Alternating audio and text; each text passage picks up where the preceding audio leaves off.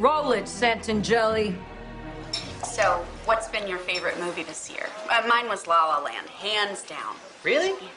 I mean, it was good, but I thought I kind of dragged in the middle. What do you have to say for yourself, you sick son of a bitch? What do you mean? La La Land is a perfect film! Whoa, okay, I mean, I liked it. I just thought there were too many montages in the middle. That's how you show the passage of time, you dumb mother... DeMarco!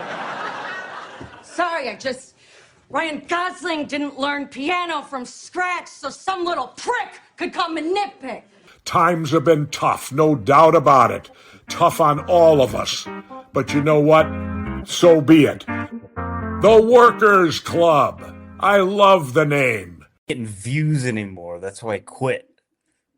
And that's why he's jealous. He's talking all this trash. You're terrible. Welcome to the podcast. You're terrible, Trevor. That's what I'm gonna do. Bink. Oh, they're gonna start playing the movie. Yep. Oh, you are. Just nice. I had the last week. I just had it on my laptop, just playing in the background, and I was kind of just glancing at it every now and then. It just helps me remember stuff. And I can see it now. I can see it on the screen there. Yep, it's the Workers Club 175. Larry, you know what next week is? 3 years. 3 years. We started in July 3 years ago. Isn't that fun? Sure. We got to watch a movie that came out 3 years ago. Yeah, in July. Let's see. Oh, that's Barbenheimer territory. Oh, you're probably right. Yeah. July 23 movie. Barbie, you're right. Wow, Trevor, how do you know that? Barbie. That was a big summer, man. Barbenheimer, the biggest craze. What about a man called Otto with Tom Hanks? Oh God. Does that do anything for you? It's terrible. The trailers for that, I was like, ugh. This looks like shit. I refuse to watch anything with him in it, just because of this whole thing, you know. You don't watch Tom Hanks movies? No, he's a Hollywood deep state pedophile. That's yes. Right. Yes, you're one of those you guys. said it, not me. Whoa. No, I let you. Yes, for one of those conspiracies.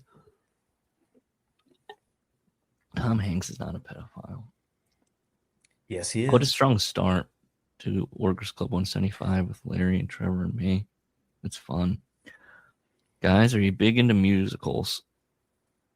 Who here likes a musical? I mean, I love West Side Story. And I was in Rent, so I'm partial to Rent. Who were you That's in Rent? about it. Who were you I was Rent? in the band. Oh, you're in the band. Okay. Yeah, we did a 8-show, 7-day engagement. See, West Side Story. I love musicals. I love them. And but West Side Story, you know what I love? The soundtrack. I try to sit through the movies, and I'm like, just get to the songs already. Yeah. And Rent's also kind of a miss for me. Even though I'm like, okay. Did you ever see the big movie that they did not too long? Well, now it seems it's probably longer than I thought. Yeah, it was fine. What I think this movie is missing is a big humdinger of a song. It's got okay music, okay songs, but nothing like not a big old singing in the rain or a. Well, I mean, there's so many songs in Guys and Dolls. Like you said, West Side Story. There's like some bangers. There's no real banger. I guess, City of Stars is supposed to be their banger, but won the Oscar Best Song that year. This movie, do you remember the Oscars from this year, Trevor? I do. I remember Warren someone Beatty read the Faye wrong Dunaway. name. Yes, they gave Warren Beatty Was the it card Steve Harvey? for no, it was Warren Beatty and Faye Dunaway. Okay. And they gave Warren Beatty the card for Emma Stone had won Best Actress for this movie, and they gave him that card again the envelope and Oh, cracked it open, and he looks at it confused, and then he shows it to Faye Dunaway, who looks at it and goes, "La La Land, best movie." And then they all go up there, and then they're making their speech, and Warren Beatty kind of comes back over and goes, "They gave me the wrong card. This is the right one." And then the La La Land Moonlight. producer reads it, "Moonlight." He shows it to the Oh, camera. Moonlight. that's awful. You guys won Best Picture. The La La Land producer had to. Yeah, he goes, "No, seriously, we lost." Because people were just like, "What is happening right now?" Do you think the room knew, like, No, really La La Land won? No, La La Land won what? Best cinematography, best director, youngest director to ever win it. Damien Chazelle won it for this. Emma Stone had won. Best production design, I think they got. Cinematography, I think they're up for every award. Sound, Yeah. They won best song, best score. Well, I mean, a movie like this, that's like, yes, LA. It's about Hollywood. It's They pushing love all the buttons. They love a movie that romanticizes old Hollywood. This is definitely for the normies of the dreamers. Larry, this is for the dreamers. This movie. Who's dreaming about this? This is who's dreaming about this movie. You were dreaming about this movie. Yeah, I don't know. See, People who go to Harvard, that's who dream. So there's a line in this movie where she's like, "You're weird," and I was like, the bar for weird for this woman is so low because like he's not even doing anything particularly weird. He made a joke about the car beeper thing. It is very much what's funny. When I was watching this last night, I saw it in the theater when it came out with my wife. Mostly I remember from that.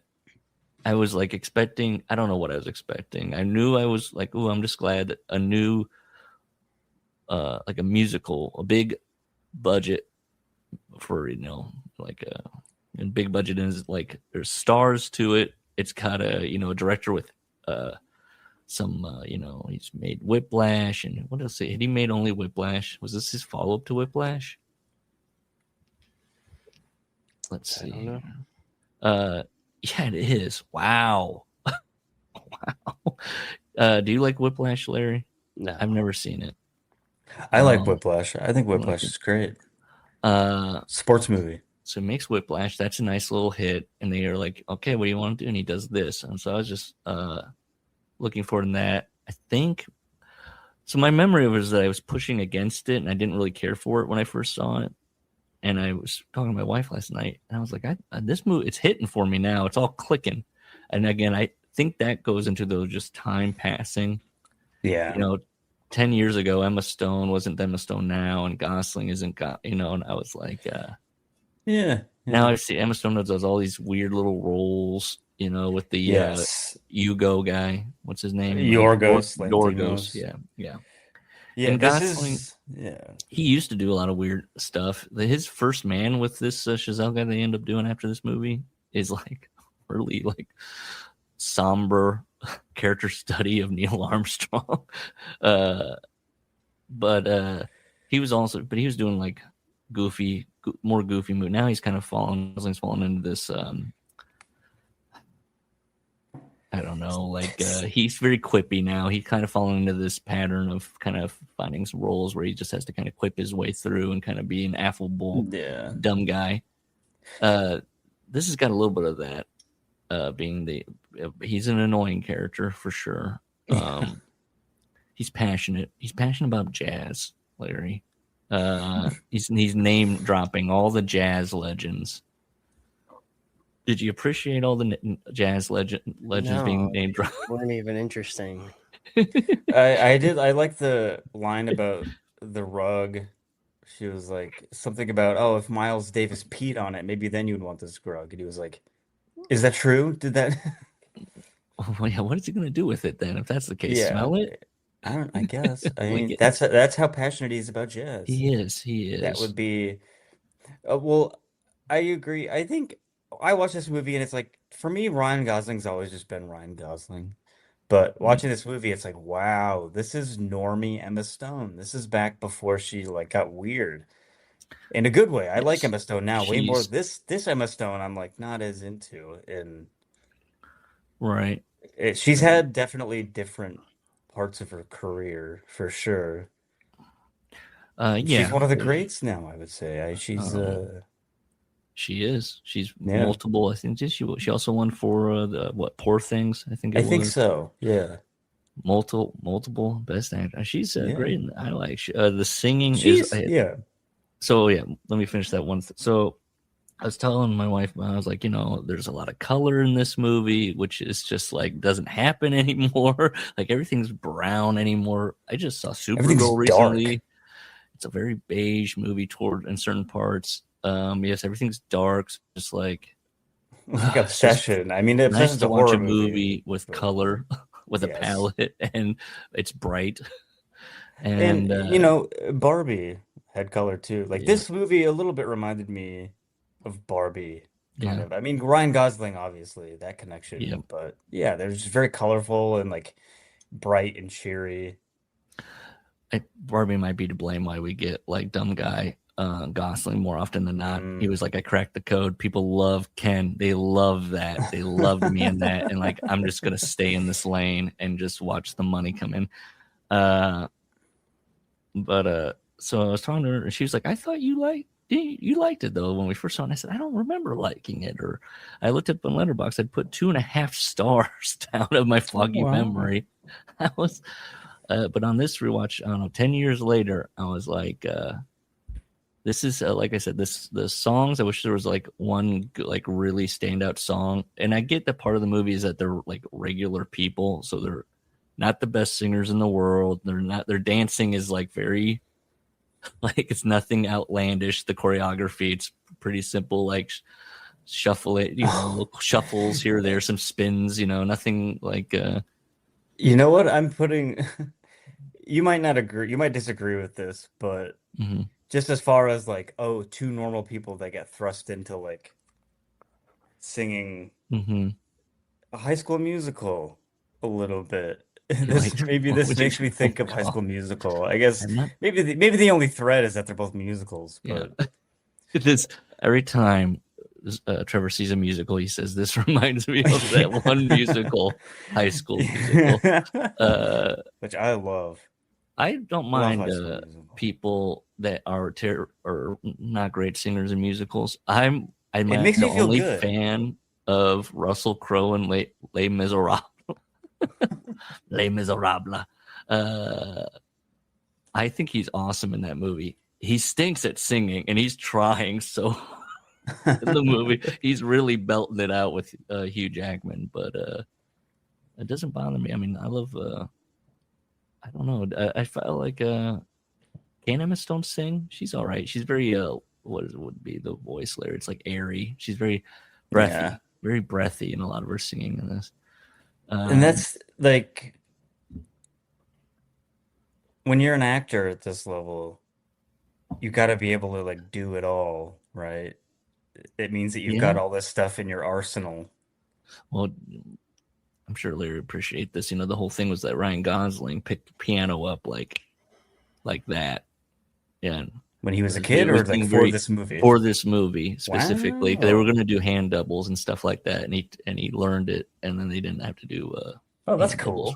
I was wondering about that. That's why they were touting it when this movie came out. Like Ryan Gosling learned how to play the piano in like under 2 months.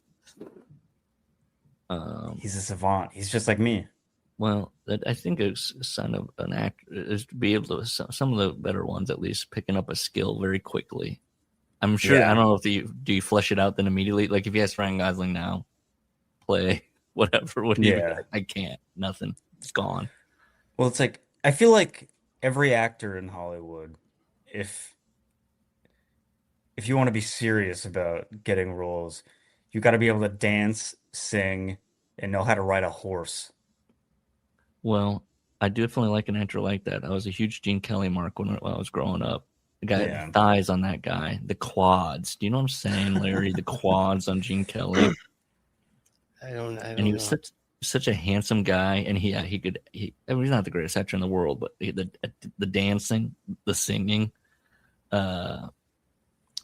just great stuff. Just like, and then the oozing charisma, just charm, just coming off of him, which I think that also helps Ryan Gosling. Is he's kind of fairly easily charming, kind of just affable, easy going. So I can't think of a movie where he hasn't had like some kind of chemistry with somebody. Just because, they're a little. He's like a Renaissance man. He grew up as a kid. He was like a child. He was thrust into like being this like talented dancing kid, right? There's those videos of him like dancing as a Trevor child. won't know this because he doesn't go into the Discord often. So Colin posted this thing from when Ryan Gosling was recently promoting, the Project Hail Mary movie, and this one was asking about when was the first time he saw himself on the big screen, and he was talking about Remember the Titans, and he was talking as if he was a background actor in that, and he was trying to like mug his way into frame by standing next to Denzel, but he's an actual character in that movie. I've never seen this movie. I've seen it when I was like young, and it is odd the way he phrases it. So then it does beg the question, like, is he off in his own little world of his own, like he's created his own origin story? He seems like he's on his own wavelength for sure. He's a different kind of male. He's Hollywood weird. Star. He's weird. Well, I mean, that's where the meme comes from, the 4chan thing of like, he's literally me. Is that's why I've never heard of this meme. Really? That you've never seen He's Literally Me? Because people made that meme about Drive. Everyone would say about the character Drive, they'd be like, he's literally me because he's a handsome autistic guy. So this is what I'm talking about. He used to make these goofy ass roles. Blue Valentine, how he plays the guy that's ends up just, I don't know. He's just a guy, He's a guy. They did Lars and the Real Girl. Lars and the Real Girl, yeah. What else? Oh, let me look up here. I got it all pulled up. What else was he doing? If you look at his career here. No, Nice Guys. I haven't seen Nice Guys. Everyone says it's awesome. It is awesome. We lost Larry. Yeah, well. Really. I'm sure I look at my phone. I'll have a text about it. My impression is that he did not like this. I guess not. He tried. Look, he tried. He had Poet Society does. But guess what that means? We're choosing the next movie. Oh.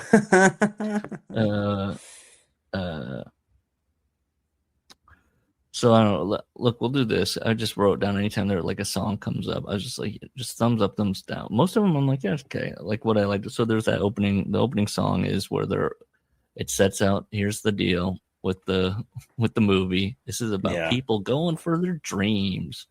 And it's LA. Okay. It's okay out there in LA, baby, and it's winter. And that's another thing of the movie is that everything's here's what winter structured. is in LA.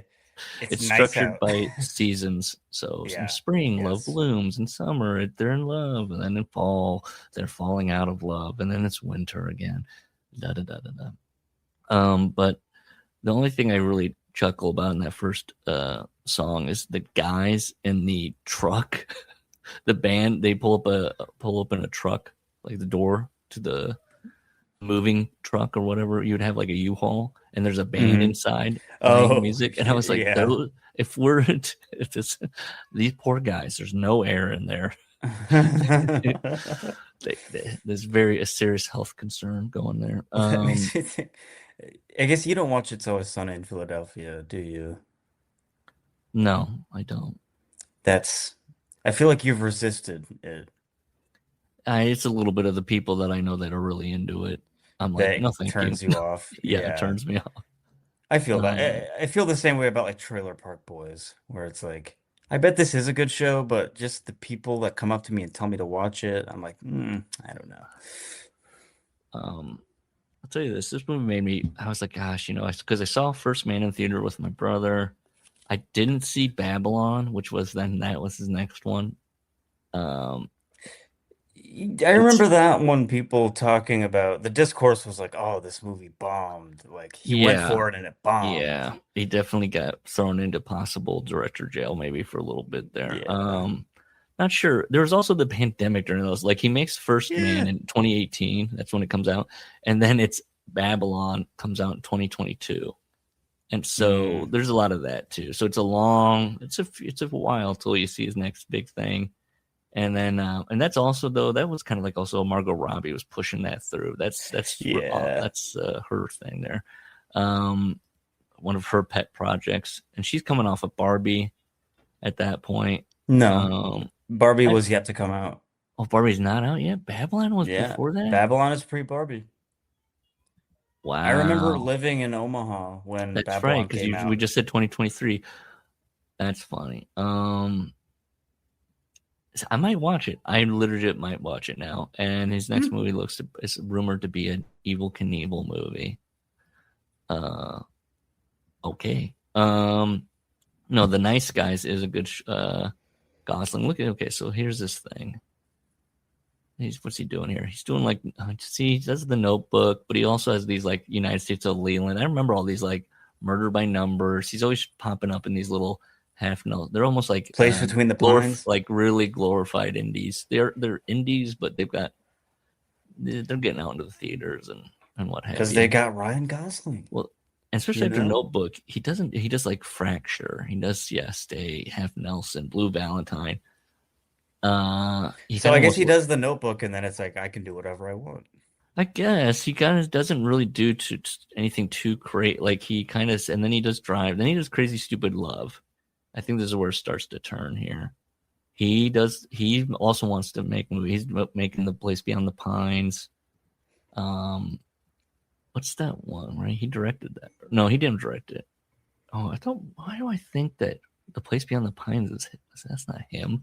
What am I thinking of? What's the one that he directed? What's that one? Not a good thing. Am I crazy? Also, when Ryan Gosling was on SNL and he did the Papyrus sketch, was he doing promo for this movie? Say that again. When Ryan Gosling hosted SNL, the episode that he hosted where he did the Papyrus sketch, the Avatar, do you think was that 10 years ago when he was doing it for this movie? Let's find out. We can find that out. That's a great sketch. It's my favorite SNL sketch of all time, probably. I've watched it so many times. Love it. I will say Gosling being an SNL head, I enjoy that. It was 8 years ago. Oh, okay. So not for this movie then. No, 8 years ago. What would that be? First Man? Maybe Blade was 2017. No, maybe or The Gray Man. No, that's 2022. Yeah. It's so funny looking at these filmographies, and there's just like a gap during the pandemic.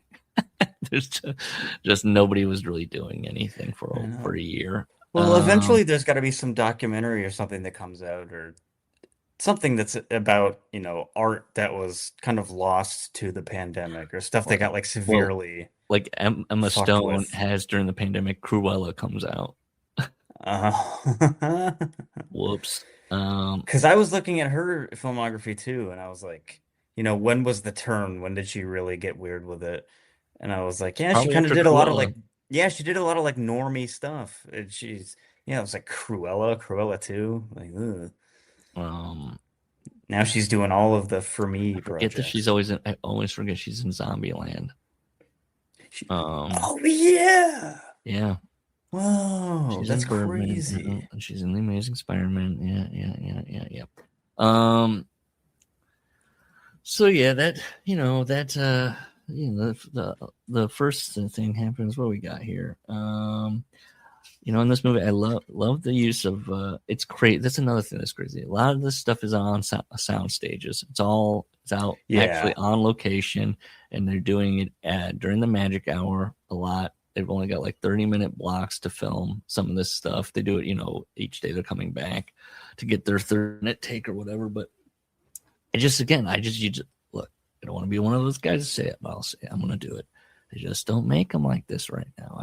I'm trying to think hard of a movie that's like trying to audaciously like do something of like, we're going to do a musical, but it's going to be like on location, and we're going to do it at the like during the time where we have limited time to do it, and it's got to, we're doing these long extended takes.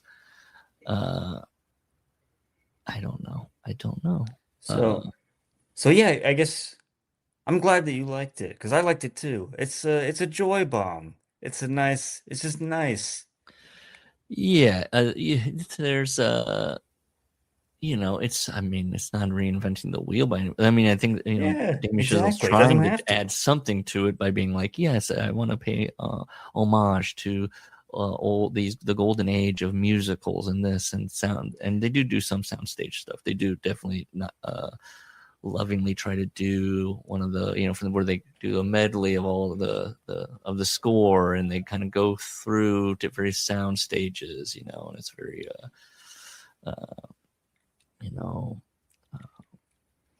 what would you call that? I wish I had a better vocabulary for some of this stuff.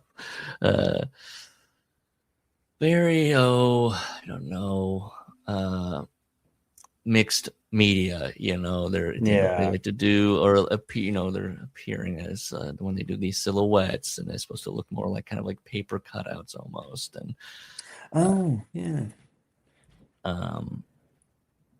what else? But there's like little stuff. Yeah, I like the writing in it is good. And that like they do a good job of nailing this type of guy down, where when he's talking to his sister about he's broke, she's talking about getting what he has no money, and he said, I got shanghaied. Oh yeah. Like, why are you saying it like you got ripped off by like a weirdo? Like who everybody knew was a weirdo. Like, why do you have to like be romantic about everything and be like he's living on some other place? Like he dresses like he's always in a suit with a skinny tie and a wool suit. Yeah, he'd be an incredibly annoying person. I was kind of always thinking about Swingers when I was watching it, where they also have this kind of like vibe in that movie where they're hung up on a certain time period. They insist on dressing in suits when they go out a couple times. Vince Vaughn does a couple times. And then they also, when they do this kind of in the second song with Emma Stone, they do a kind of like when they're superimposing, cutting all the locations they could possibly go to, be seen. Swingers does something similar when they're heading into Vegas, but also just these guys are always going out, and they're also actors in that movie, struggling actors. And it was like, hey, if we go out, we got to go out to this party. We got to be seen. So I was getting a lot of Swingers vibes when I was watching this.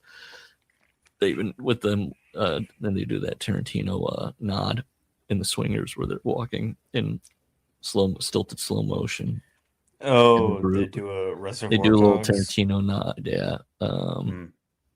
Which was so at that it's funny because it's so close. It's like not that much time had passed. Yeah. So it's how big of an impact he had, man. I have here ask Larry about his apartment and all the the jazz stuff. And as we heard Larry's stuff, he didn't care for it. I think he hated this. Well, sometimes you don't like a movie. I didn't like this, and I really wonder why. In 2016, I think I don't know. He has no leg to stand on. If he made us watch liberal arts, I thought the movie sucked. It was okay. It was a 2. Well, that's funny. See, I probably gave that 2.5 stars or something like that on Letterboxd. I wonder if I just was like hoping for more soundstage stuff. Like I was thinking it was going to be more of an homage. I probably in 2016 was very much pushing up against two characters that are like, if you just dream hard enough and like, and we had hope back then, and Obama was still president. Anything could happen. And now seeing two people here, I also thought the characters are probably a little too old to be, but I think it contributes to the whole bittersweet thing, that the vibe that's throughout the movie. Yeah. I think if they were any younger, like I read that the gal that played Hermione Granger, was her name Emma Watson. Emma Watson. She was supposed to be the female lead, and she dropped out to do the Beauty and the Beast live action instead. Interesting. Or schedule, it was do or die. Which one are you going to do? I couldn't imagine her doing. And that's what I said. Like like then she's young, and then it's like she doesn't have the bubbly. It doesn't read quite. If they're any younger, it's like okay. These guys being slightly or reading older to me. Yeah, it's like of course they're close to giving up on their dreams, or of course they're ready to get into a serious relationship where it's like, are we like where are we headed with this?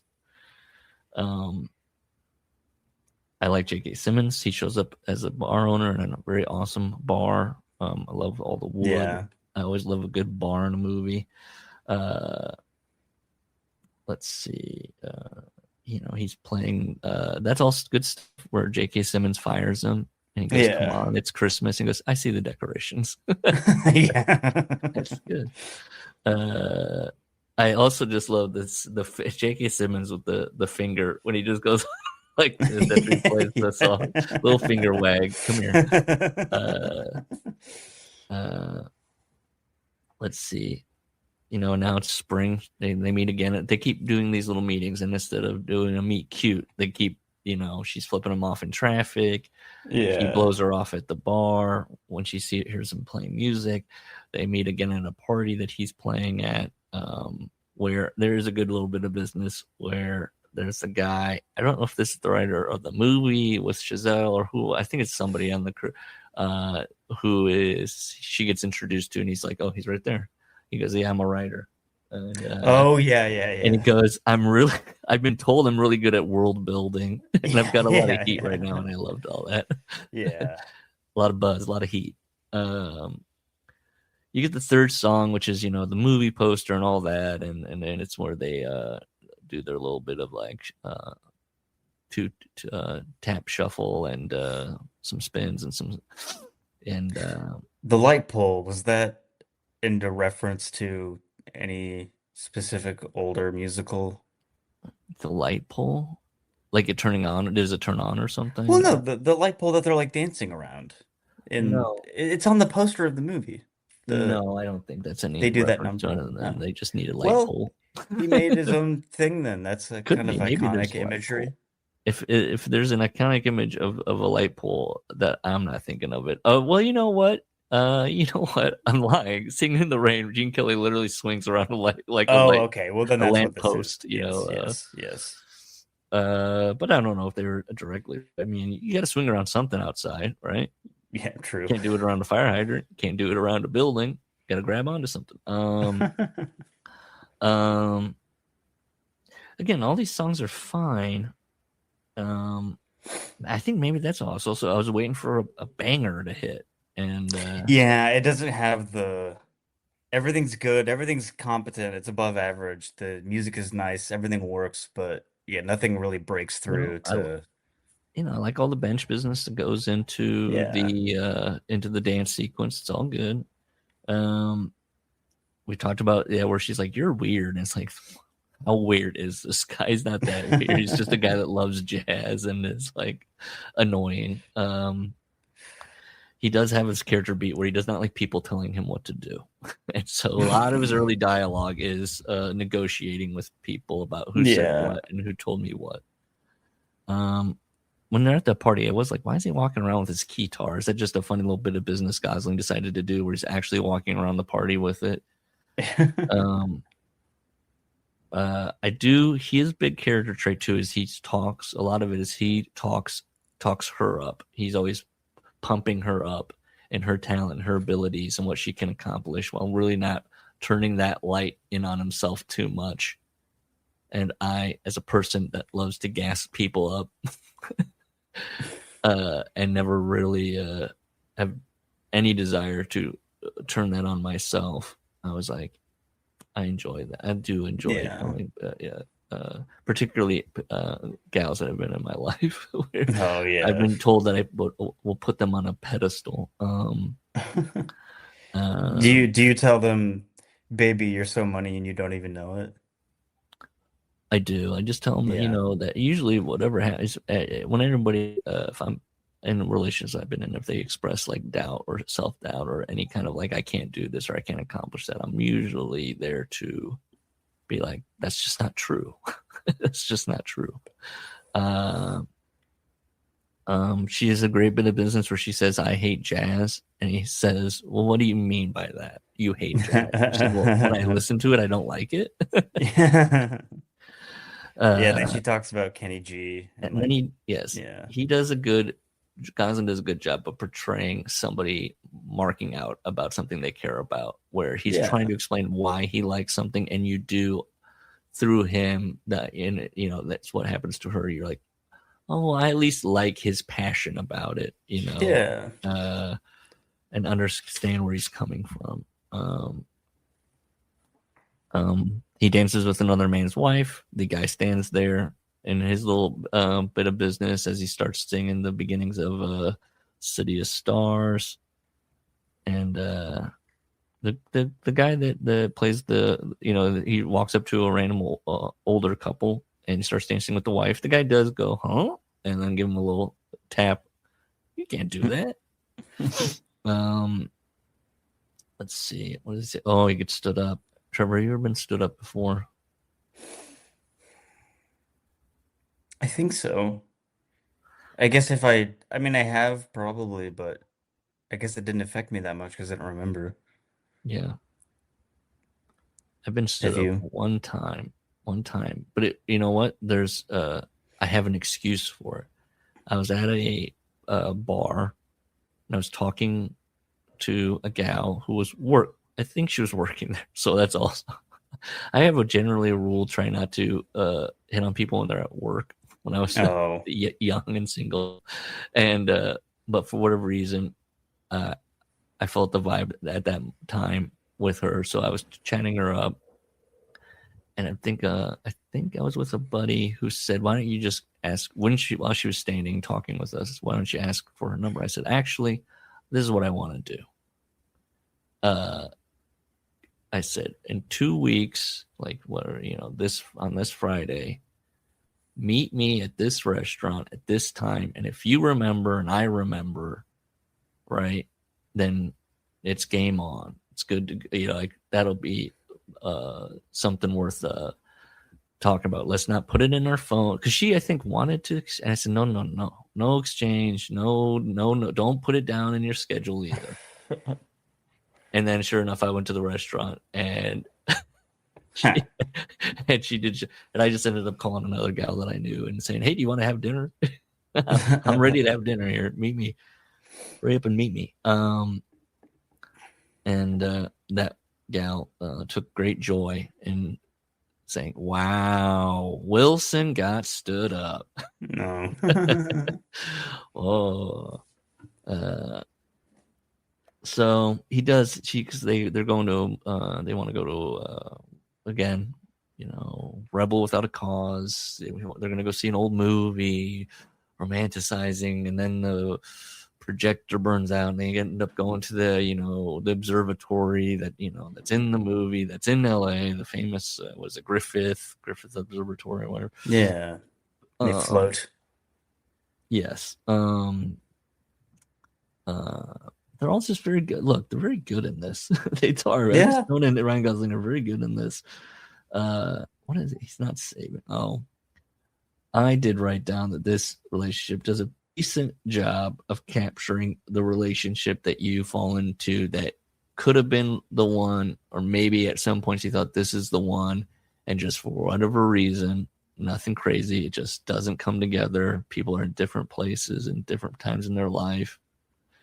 And it just doesn't the kind of the passing ships kind of dynamic of like, it could have, there were moments where it could have, and it just for whatever reason didn't. And let's see, Jazz. Oh, yes. So John Legend shows up as an old friend and he hires Ryan Gosling.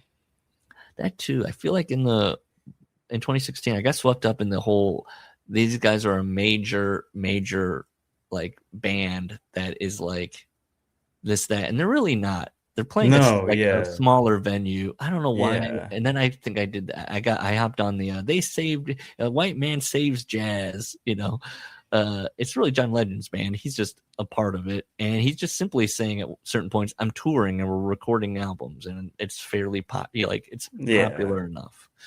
John Legend's big thing is, what if we take jazz and we add like a synthesizer or like a DJ, and that will make kids listen to it.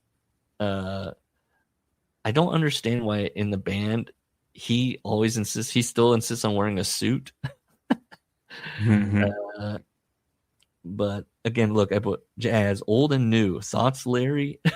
Can you make jazz like new jazz? Larry's our jazz expert.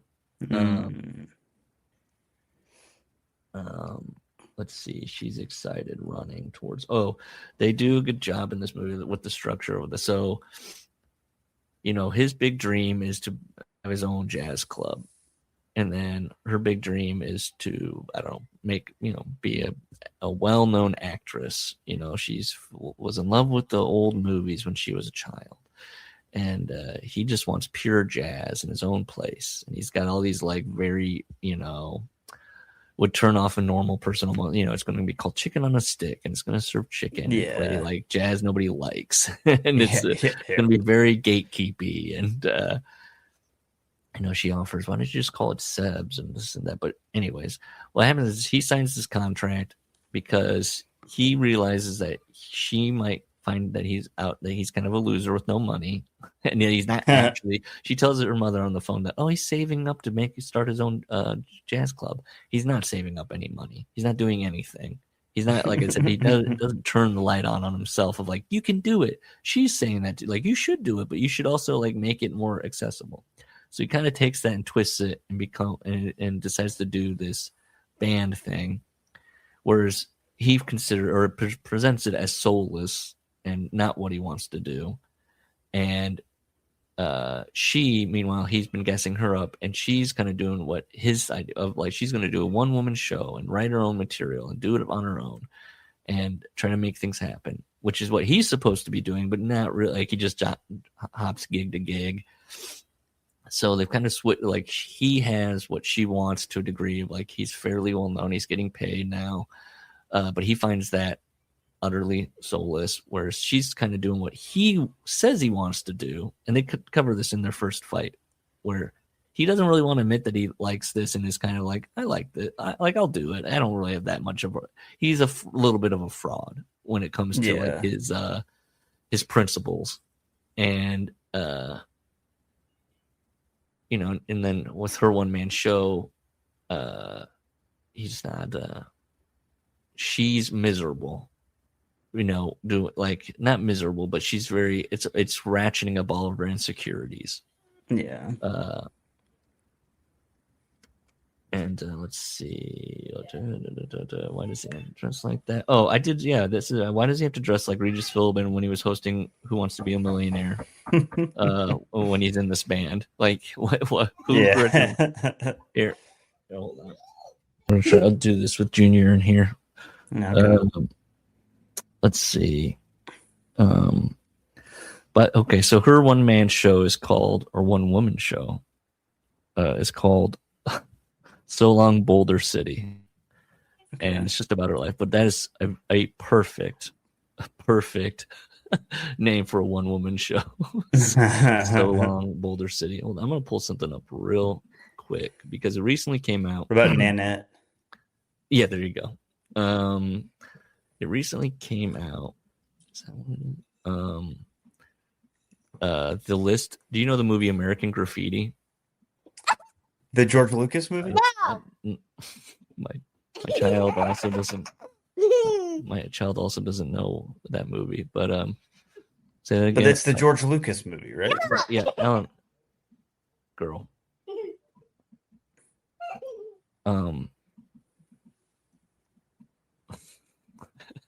The George Lucas movie he made before Star Wars. And it's just, boomer slice, it's boomer slop. Yeah, it's definitely, I would qualify. Sure, I'll be dismissive of it. And it's been 100 years since I've seen it, but it recently came out. All the thank you, girl. But it recently came out the the alternative titles that they were thinking about using, and I was going to read them because you got some of these are great. They rejected alternate titles for American Graffiti. Okay. There's some of them are so on the nose. All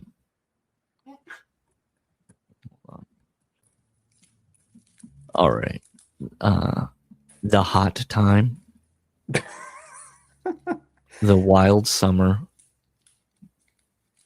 Color Them Wild. The Young Crowd. Summer Blood. Ooh, Wild I like Summer is Blood. the Blood. You like Summer Blood? I think that one's okay. The Young and Doomed. Let me just read, so in case anybody doesn't know, let me read the synopsis of American Graffiti so you can just kind of get an idea of what it's about. It's a coming-of-age comedy drama set in 1962 Modesto, California, following four friends over one summer night as they cruise, confront life choices, and navigate relationships. You know, it's got a rock and roll soundtrack. You know, it's boomers looking nostalgically back at 1962.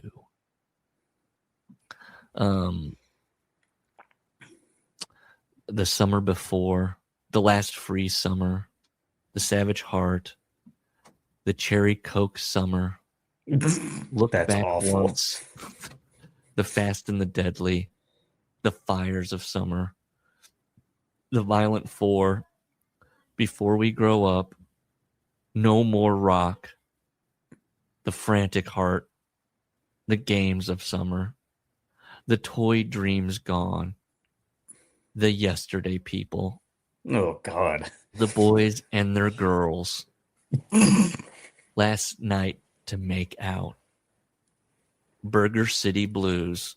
I believe a lot of this takes place where they hang out, you know, at the at Burger City. A Night to Get Ready, Make Out at Burger City, A Night in 62, Rock Around the Clock, Last Night Together, Remember 62, Goodbye Burger City. What's up with Burger City? High School's Over. Kids. They could have had that before. Yeah, before what's his name? Aronofsky. No. Is it Harmony Korine? Right, it is Harmony Korine. Yes. I always get those two mixed up. I don't know why. That's crazy. That's crazy. No, Larry Clark did Kids. So apologies to Harmony Korine and Darren Aronofsky. No, Harmony Korine had something to do with Kids, didn't he?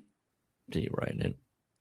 He must have. I know that it's. Yes, he wrote it. Okay, you're right. That's where we're getting at. Yeah, Buddies No More. Ask Wolfman Jack. That generation's obsession with Wolfman Jack, the DJ, is crazy. What is Wolf? That's a radio DJ guy? Yes. Let's listen to some Wolf. Let's pull it up. Okay. Let's listen to some Wolfman Jack. Right? We do La La Land. Wolfman Jack DJ.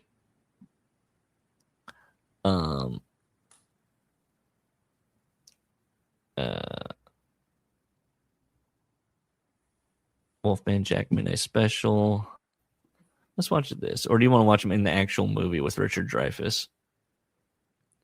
I want to watch Wolfman Jack in action as just like himself. Like, yeah, not like in the movie. What's the Wolfman Jack that people know that they're constantly referencing? Well, this is from 75, so this is past his sell date. Let's do the 1968 then. Or let's find something, because it's 62 that they're thinking about. This would have been like made in 73. Here we go. Let's just click this here. It's called the Wolfman Jack Ayu playlist. Ayu. Ayu. Okay, let's go. Well, I'm always so good at this. Present. Share screen. Where is it? Oh, there it is. Okay. Share. Okay. Go back. Well, here we go. Add to stage. Let's listen to this. Some Wolfman Jack. Ladies and gentlemen, all oldies, all the time. KRLA, Pasadena. Wolfman Jack. 1110. Yeah. KRLA. Get it on, baby. Come on. KRLA. Yeah. 1110. Heart and soul. Yeah, come on, baby. Heart and soul. Rock and roll. All these 1110. Get it. KRLA. More oldies. KRLA. So, how do you feel about It's it? so gratuitous, the like singing of KRLA just over and over again. Well, and you just hear Jack in the background be like, you know it, kids. All right. So there you go. I can see why. I've heard his voice sampled in like a rap song by like Jay Dilla or one of his beats. There you go. I'm pretty sure. So I guess I've heard him before unknowingly. Okay, we're going back to we're doing all these titles. Ready? Make Out. Just that. The movie's How just long called is this Make list? Out. Are you making so these long. up? No. It's literally, this says it's Lucas, it's on Lucasfilm Stationery, right? And it's like, the guy's making it, I think Francis Ford Coppola is involved. I think he was a producer on it. George Lucas. Here with the suggestions from Universal for possible titles for American Graffiti. Just file them away somewhere to discuss upon completion of the film. I believe I've convinced Ned Tannen to make this decision after the film has completed shooting. These titles are dreadful anyways, but let's keep them for the record. Maybe will be discussed on a podcast someday. So this is, I guess he's putting it on the studio, being like, can you name it anything but American Graffiti? Here are some ideas we had. Make Out, Buddies. Just buddies. Super Cola, The Race. Super Cola works. Racing their hot rods. Burger City, just straight up Burger City. There you go. I mean, the drag fucking year. Burger City shit. Good Lord. The drag years. Those were the days. The times. The sock hop. Wine, women, and song. This is good. This is so lazy. 1962 was some year. As the title? Yeah. Class of 62. Hey, we're going to go see 1962 was some year. Yeah. Meet me down at the drive-in theater to go see 1962 was some year. Rock Generation. Oh. To learn about the world. A New World Tomorrow. Misadventure. Rebus.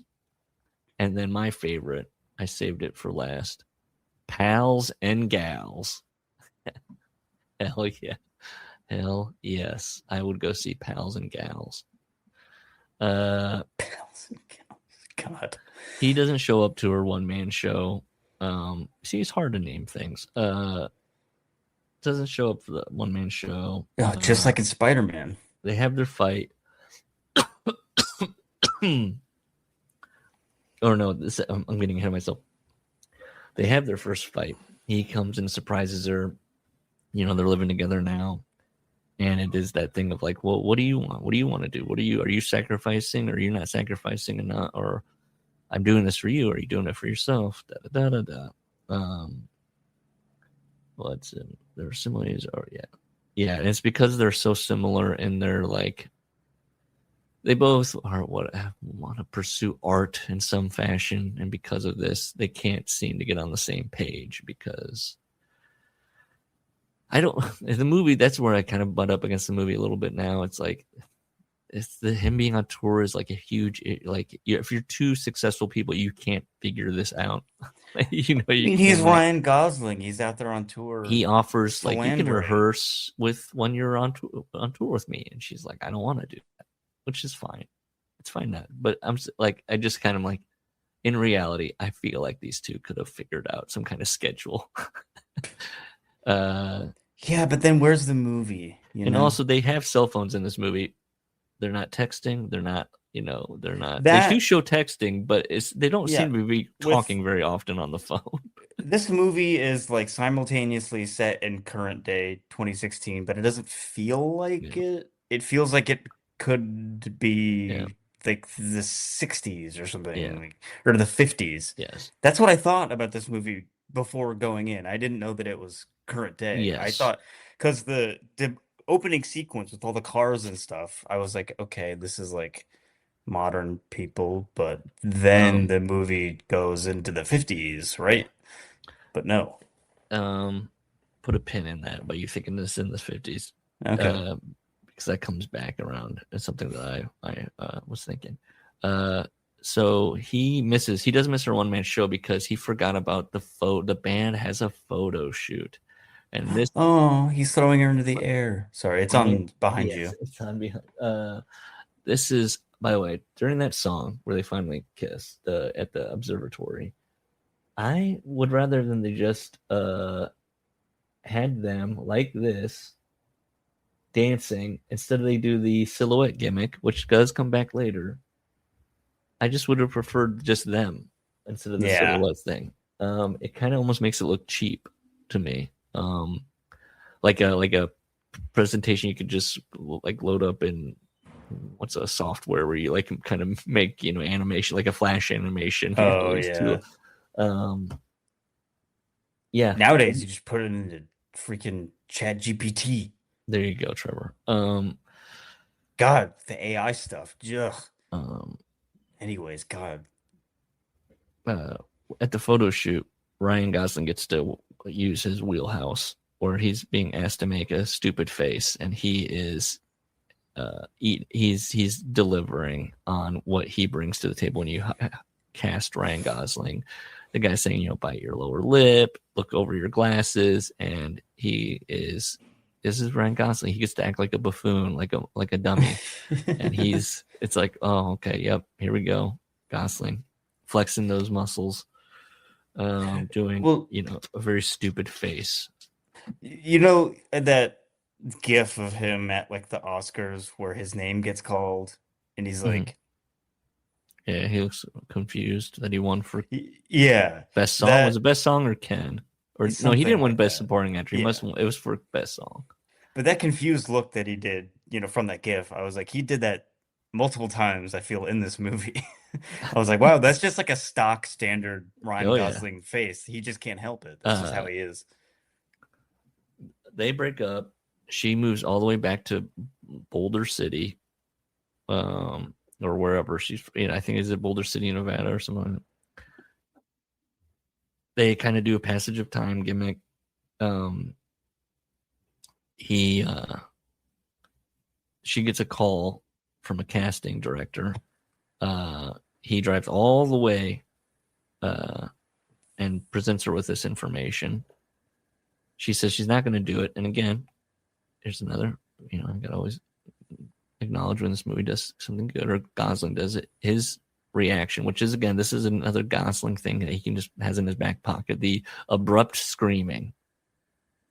He does it you were talking about The Nice Guys, which is a very good movie. He did a lot of startled screaming, hurt screaming in that. Well, I think of Papyrus. Yeah. Well, whatever he did, wasn't enough. He's good at being. It's funny when he's manic. He's funny when he's manic. And in here, she says, "I'm not going to do it," and he just screams, "What? No!" Yes. And it startles her. And, they do a nice little thing where something they had in their first conversation, she talked about growing up. She said, how the hell did you even find my childhood home? He said, you told me that you grew up in the house from across the street from the library. There, they pan over. There's the library. Yeah, it's good. It's not, look, people love it when things come together. The guy from A-Team, no less, definitely did. He loved it when a plan comes together. The audition song, that was another song nominated for an Oscar. It's fine. Again, it's fine. She does a good job. I just don't like. I'm being nitpicky with it. I don't like her sweater in that scene. I don't like her sweater. I'm like, can she be wearing any kind of other sweater? Anything with? I think it's just the color. I'm not a huge fan of. I'm being so nitpicky with this. It's like It's like a lavender. I mean, again, watching this movie, it's very 2016. Just everything. And watching this movie also, it made me sad. It made me like, oh man, that 10 years ago, that really was its own like specific that look time. Yeah. Before everything got awesome. I know you were talking about before we started recording. Yes, this is a very 2016 ass movie. This is you can definitely start filing movies pre-pandemic or pre-Trump, and then and how. I don't want to get into politics. You know me, Trevor. I hate talking about politics. Oh yeah, everyone's both sides are screwing us. Don't rankle me up, Trevor. I want everyone to shut up. But the way that there's movies certainly engaged with themes, I feel during there's definitely. And look, maybe I'll just bring up Saturday Night Live. The way the way they handled Obama leaving the presidency was a little. Oh yeah, there was a lot of I don't know. Look, I'm somebody that maybe a president. Their time in office is over. I would say just about every president. Time in office is over, and they just have to march down and be marched straight to be arrested for war crimes. Oh, that's my personal take. That every president, you do your 4 years, and you immediately end up on a trial of thrown in the Hague. The country, the people that you bombed, or your juror. Anywho. And that's what this movie's just. Just let it be a little fun, light, bittersweet musical. It's fine. It's got a lot of color. I keep saying it. It is so. It's one of my huge. I keep saying it because it's a huge bugaboo of mine. How much things are like desaturated, or people talk about the Netflix look that everything has to have, where everything's kind of blue, or specific mandated, and it's specifically so like look. We know that the subscribers want to watch on their phones, so it needs to be so that you can watch it on your phone. So much shit isn't on location anymore. They went between 2016 and then now Disney went and Lucasfilm went whole hog on that fucking what do they call it? There's a name for it, where they're in like the orb thing, where it's projecting the real life location, but then as you move around it, what is that called? It's gonna drive me nuts. It's a thing for actors to act in. Yes, it's filmed. I was not aware of this. In the, I just typed in Mandalorian is filmed in the orb. Yeah, what? Where is it? Where is it? It'll tell me, because that's where I distinctly Jon Favreau was like, this is the future. Doing this. This orb is so money, and we don't even know it. You got him again. You keep handing Jon Favreau his ass. Of course, I typed that in, and it's like, well, they filmed it in the desert. They filmed in Los Angeles. Like, I know they filmed in Los Angeles, but it's different.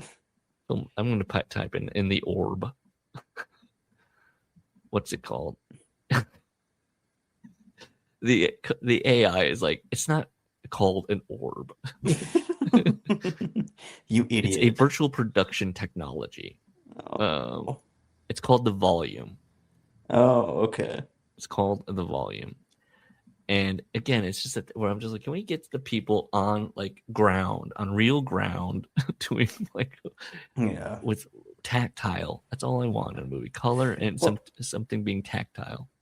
I guess, yeah, watching something from 10 years ago, it's like, all the little things that have been lost to sort of practices that were put into place because of the pandemic that we just kept with. Mm-hmm. And the way that, things probably were going a certain way anyways, but got so hyper accelerated because of the pandemic. Like everything being on a Zoom call or... People are always so surprised where it's like, wow, this movie did something audacious. Sometimes it doesn't work out, but more I find, I feel more often than not, a movie does something like that. And then even the thing is, it costs a lot of money. It costs a lot of money to film there. It costs a lot of money to do this. It pays, That's the point. I feel like it pays off. Like more often than that, it pays off. Look, there's all the funny money, the funny accounting going on there. Anyways, we're really gonna take that much of a bath on something? Is it going to really like crater the studio? I don't know. I think a lot about. I think maybe people would point to like Tom Cruise and Cameron Crowe shutting down Times Square so that they could film him running, which was a major thing. Like no one's ever done this. Like where they shut it down. No one was there. Tom Cruise loves that. He loves doing never been done before feats of acting. So he's running through Times Square where there's no one around. So it's supposed to, be very unsettling. Well, but that's cool.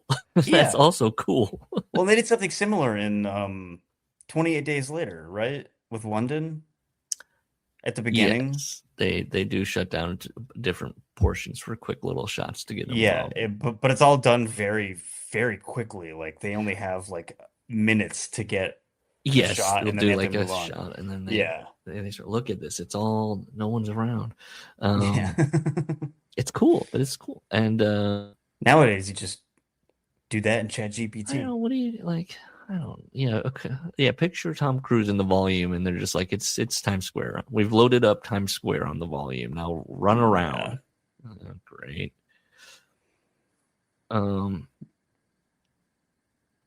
So she gets the job. It's they do winter, but then they hit you with 5 years later. I started butting up against the movie again, where I was like, okay. I started getting nitpicky with 5 years later. So she made the one movie.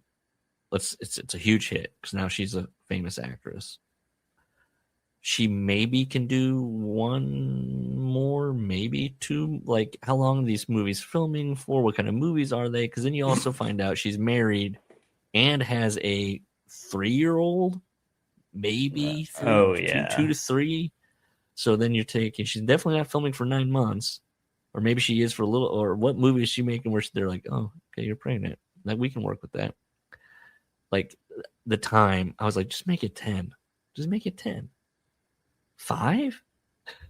5's too close, too soon for me. It's too soon. Yeah, it's too much has happened, and I was like, that's a crazy 5 years. You come out of a relationship that meant a lot to you, and then you're like making a huge movie that's a huge hit. I guess making another one as well called Eleanor, which because he walks past the movie poster when he's going to his club, and then what's that movie's about? It's just, I don't know. What is Eleanor about? You tell me. It's got green, red, yellow, blue. It's got all the colors of the movie. Yeah. The CLIMK of it all.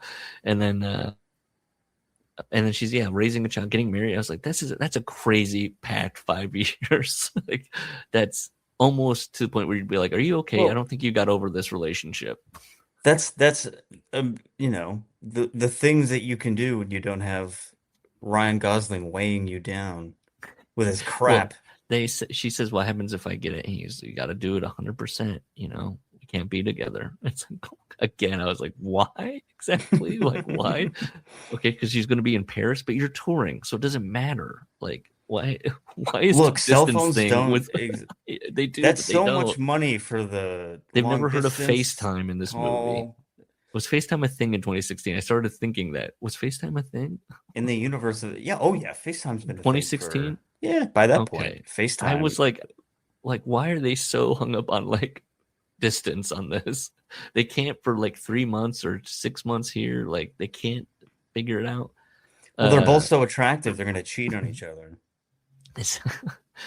They both say that they'll always love each other, you know, and that's okay. By the way, her husband is played by what's this guy's name? He's in That Thing You Do. That was his big thing there. I mean, he was a guy for a while. He was the guy for a while. People thought he was going to be something. What is his name? He was a future guy. Yeah, he was. Oh, come on, show me what his name is. I just had it. I was just remembered it the other day. Where is he? I know I can find him here. Let's type in husband because I'm not seeing husband. Oh my god, it's not showing me.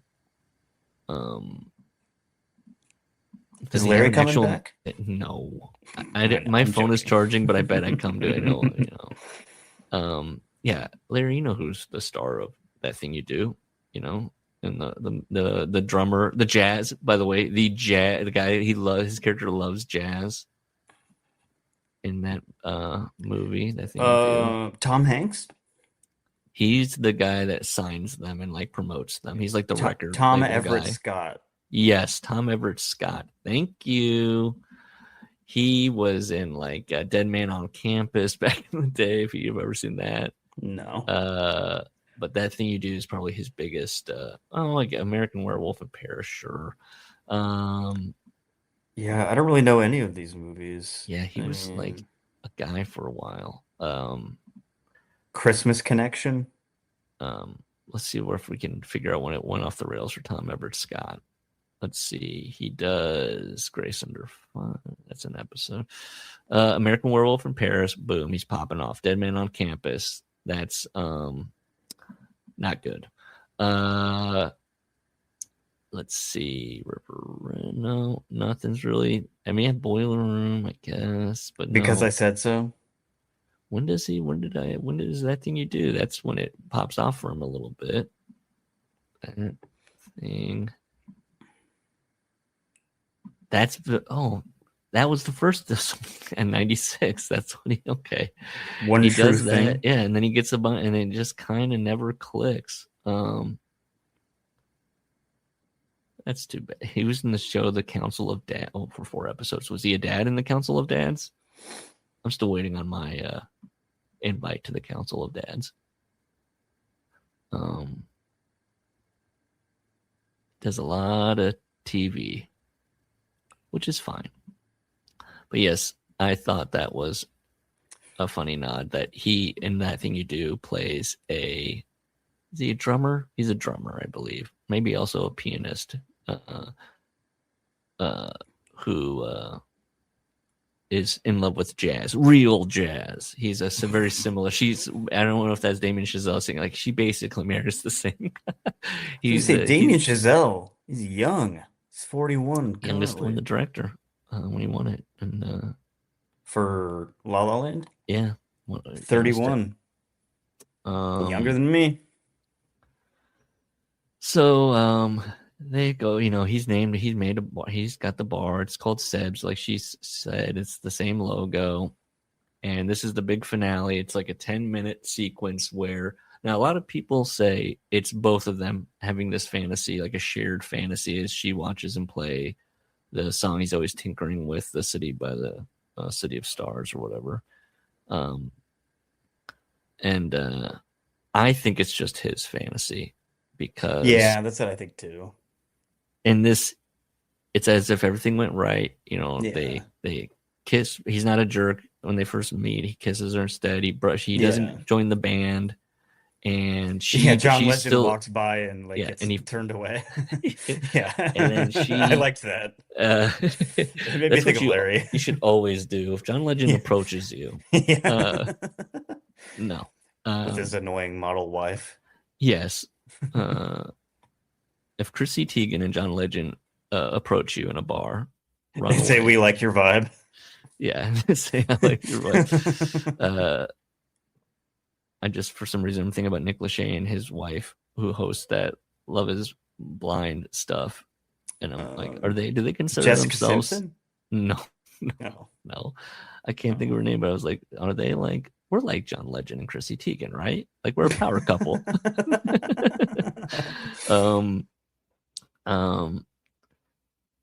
But yes, everything. But and then this also, she still becomes a big actress.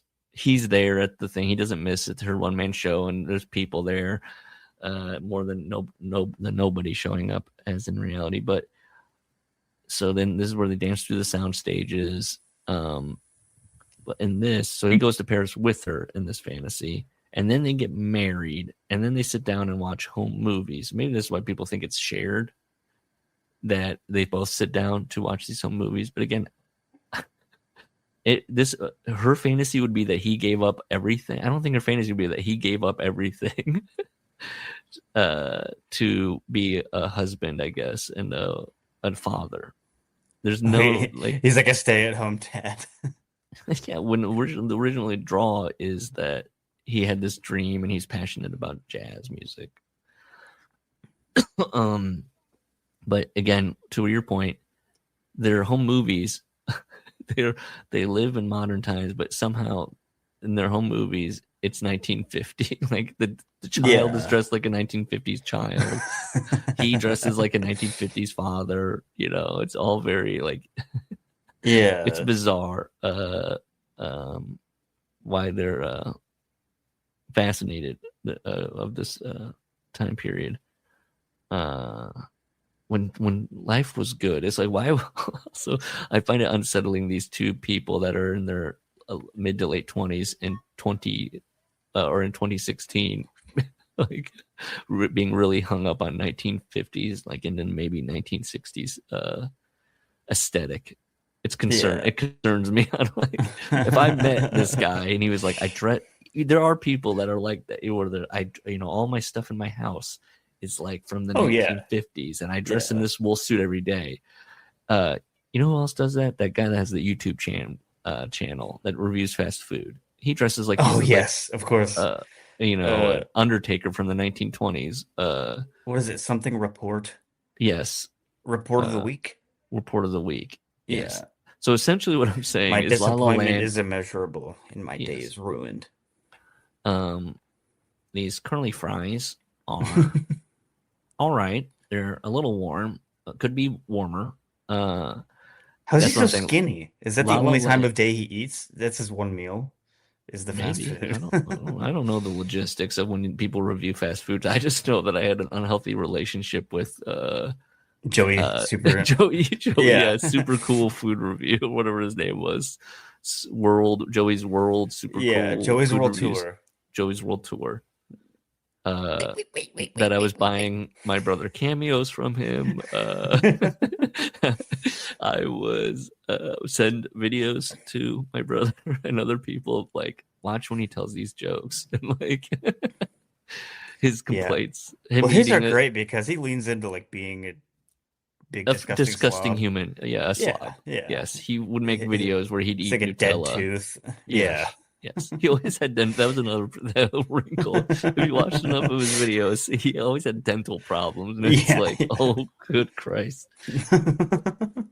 The maddest he ever was when he ate some kind of salad that was being put on the menu at Burger King, and he was so furious about it. I can't even remember, but he had like kept the receipt, and he was just gonna like swing back around. I think, can't remember, but I was like, this guy opens himself up to that, and he's one of those guys that knows the deal and will openly be like, "Oh, you guys want to make fun of my weight or whatever," which that wasn't it. I don't care. Here you go, I'm a freak. But then you're like spraying Nutella into your mouth or whatever, like, and like it's just it's all over his apartment. But then, yes, he's sitting in this. His videos were, I think, for me, the first I saw of somebody filming in their car all the time, like in the parked somewhere. Yeah, and just the noises he's making when he's eating, and he's making all these weird. Yes. He's making the food eating noises. But then he's making goofy noises where he's like beep, beep, beep, beep, beep, beep, beep, beep.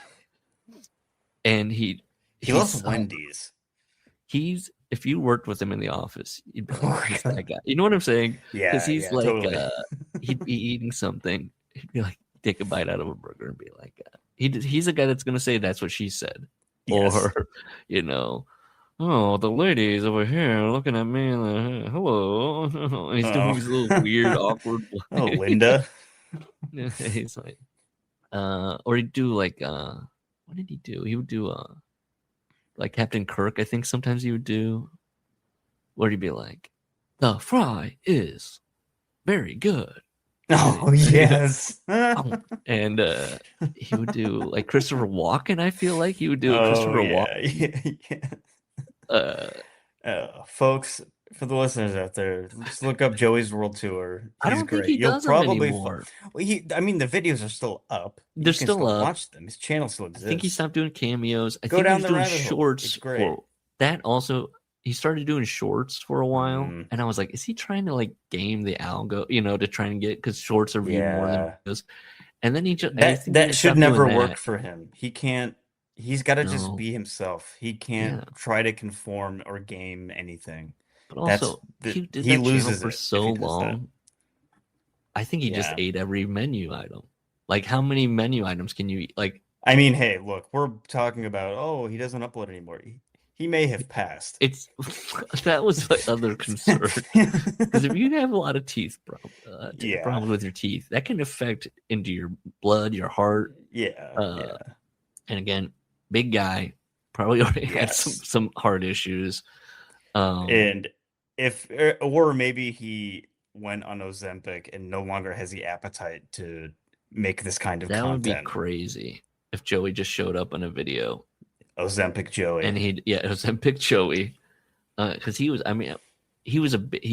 really, really big. Yeah, really like big. my 600-pound life almost getting to that kind of a level. And just, it was disgusting to watch him eat. I'm sorry, it was. With the teeth thing alone, but also just like he would make a mess of it. Intentionally. So then you're watching a guy like eat mayo and you're like, I never want to eat mayo. Anything with mayo ever again. If this is what I look. Do I look like this? This is the Love Not Like It episode. But what I'm saying is Ryan Gosling is the weekly report guy. Yes. With his garb, with how he dresses. Yes, that's me like dating somebody like that. That's like, I wear these wool suits. I go on dates with a wool suit. I started wearing fedoras, but not in the way that nerds wear fedoras. I have to wear the rest of the outfit too. I have fedoras. I'd be like, if I met this guy at the bar, I'd be like, this guy's such a gimmick. He's such a fucking like. You're grating. I beg of you, watch, like, buy a CD player, do something else, find another hobby or a passion. Oh yeah, he talks about the crackles and the pops of vinyl. Yes, that's what he's doing to you. He's like, you're not listening to it right. He's only ever watching old movies. You're like, watch La La. This guy would never watch La La Land. Oh no. He'd hate La La Land. Yeah. This character's in a movie he hates. He's trapped in there, begging to get out. And then trapped in his own eternal fantasies. Yeah. Yes. Where he's working at Seb's. But so they watch home movies. They have it's what could have been. What could have been. They could have had a happy life together. And again, I think it's his fantasy. Yeah. Where is this a bit of like 500 Days of Summer? The relationship that like didn't work. I saw that movie and I just remember not really jiving with that also. Just because. Well, I think you've brought this up about Joseph Gordon Levitt, where it's like he's sexless. Yes. Yes, absolutely. My take on Joseph Gordon Levitt is that he's the anti-Gosling. Yeah, he rarely has chemistry with women on screen. To me, this is my take. Yeah, doesn't come across as like if he even does something. Like it seems like he comes to me as completely asexual. He I just don't jive with him. Like not even when he does the small roles, like in Inception or The Dark Knight Rises. I'm just like, what is he doing? I'm trying to think. Did you of ever see Joseph Don Gordon... John? Is it Don John or Don Juan? It's Don John. It's Don John because he's John. Yes. Him and Julianne Moore. Are you sure it's not Don Juan? It's Don John. It's Don John because he's Italian, not Spanish. Yes, he's Italian, and his dad in the movie is. I have seen that movie. Yeah. The movie that says, what is the big thing of that movie? His dad is Tony Danza. Yes. It says that he's masturbating too much. Yes, he's addicted to porn. He's right. masturbating too much, and he can't connect with a woman in bed. Which is Scarlett Johansson. No, Julianne Moore. Or wait, it's Julianne Moore? It's both. No, it's both. Yes, Scarlett Johansson is like the hot one. Julianne Moore is his professor. Yes. And then she's like, Scarlett Johansson, of course, is that girl from Queens. Oh, right. Looper. I like him in Looper and like 50-50. There, I'll give you two movies I like him in. I like him in Looper, where he's asked to do a Bruce Willis impersonation. Oh, so okay. Wilson. What? I have our next movie. Unfinished Business with the two of us is don't what's the bike movie? Don't do it. I'm not watching it. Premium, why not? It's called like Premium Rush. Premium Rush. I want to say Premium Blend. It's Premium Rush. We have to do this so I can send the podcast to Levi, my old coworker, because he loves that movie. No, we started watching it and I was tearing it apart. Michael Shannon wasn't even saving that movie from me enjoying it. Well, I think it's a good movie. It's a so bad it's goofy and like fun to watch. No, Don John is horrible, and that's where it really I liked settles Don in. John. I remember seeing it in the theater and like thinking it was good, not like amazing, but that movie might be where I started my thesis of: has Joseph Gordon Levitt actually interacted with a woman? Does he know? Yeah, has he had sex? Has he masturbated? I don't know. Like this movie, if you watch it. Go watch it. It brings all these questions to mind of like, what's happening with this man? And then he wrote that. Like that's his thing. He directed it. He wrote and directed it. Let's see. I want to make sure I'm right on this. He wrote and directed it. Ooh, I wrote this movie where my character fucks Scarlett Johansson and Julianne Moore. Yes. Maybe he isn't sexless. Which also, this movie came out. When did this movie come out? Don John. When did 2013. That's so past the point of like Jersey Shore, which he's kind of in that thing of like, I work out, I tan. Gym, tan, and laundry. It's like, what the fuck is this movie?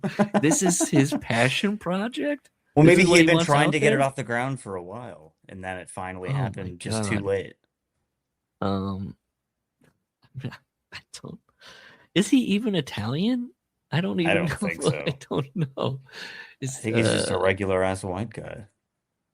I mean, he's so just plain. Child actor. God bless him. Trying to find anything else that I like him in. Should we do that next? Oh, I like him in Brick. Again, though, he's not asked to do a lot. Has to be like very sullen in that movie, very somber. I don't think I've seen Brick. Yeah, Brick's good. Okay. Is that a Ryan Johnson He's movie? a kid. Yes, it's his first big kind of. It's like and it's it's a tropey. It's a film noir, but it's very La La Land in that it's a tribute to film noir, but it's set in modern times with it's like kids, it's high school kids, but I would say by, like adults essentially. Anything Ryan Johnson's done, not Star Wars, has been pretty good.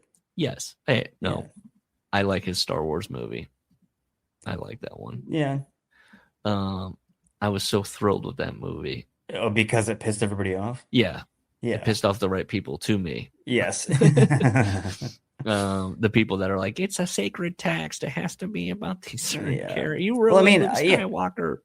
I like the movie too for the fact that it, got that reaction. It got that rise out of people. But it's like the movie itself is just like this is just like Marvel Star Wars slop. Still, there's nothing special about it.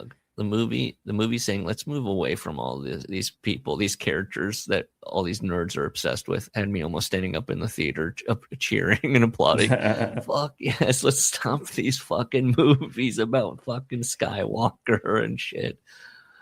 In a way, done. You have the movies. It's done. Well, yeah, because if you're gonna buy the rights to Star Wars, then it's like we're doing another trilogy. We're gonna continue the story, but then they have no plan. Yeah. So because they have no plan, Rian Johnson comes along and blows it all up, and then J.J. Abrams is like, "We got to put the pieces back together and make this extremely yes." There needs to be insane. There needs to be. I need to know what's up with that whole what happened there. You know, where they did it by committee for the 7th one. That didn't work necessarily, so they went, okay, we're gonna have it be one guy. Watch me tie this around. You know who's in the next Star Wars movie? Because Mando and Grogu bombed comparative to like it made like less money than it, or maybe it's about at the same level at this point. But it was making less money than Solo, the Han Solo movie. Mobbed another great actor. But the next Star Wars movie that they're tying their hopes to is Ryan Gosling in The Starfighter, where he's playing a surly pilot, a Han Solo, quippy. I'm sure he's going to be quippy. Oh yeah, and grouchy, and it's directed by what's the Deadpool and Wolverine guy? He did Free Guy. Ryan Reynolds. No, Shankman. Right? Is that his name? Adam Shankman? Oh no, Sean Levy. Sean Levy. Sorry. Okay, that's what I'm thinking of. You're right, Sean Levy. Okay, who did Deadpool and Wolverine? Sean Levy. Who you'll get a kick out of this, but I'm biting a Blanky's bit. But you'll love this.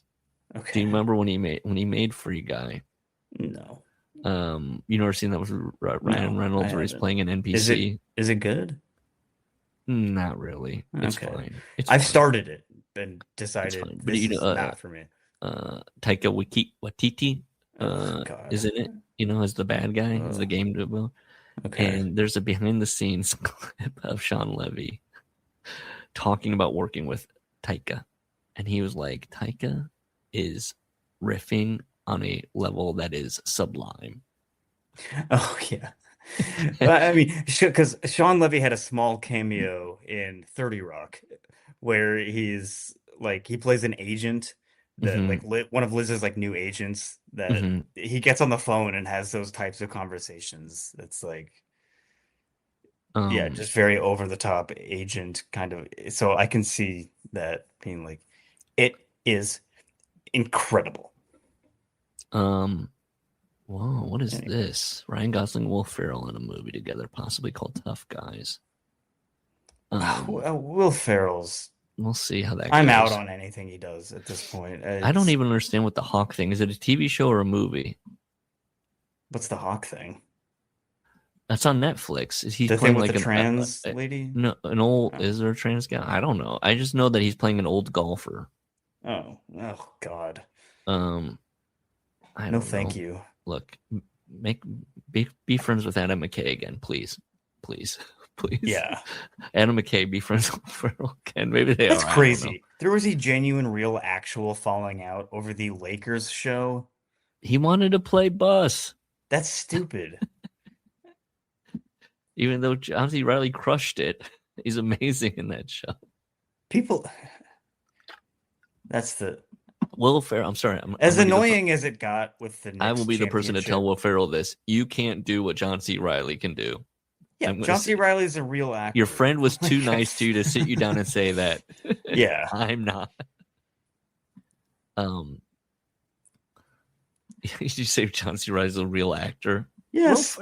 Will Ferrell's tried his hand at drama. Yeah, but John C. Reilly is like a career actor. He can do it. Yes, his resume was he has enormous before more tools he even in his touched toolbox. a comedy. Yes. Yeah.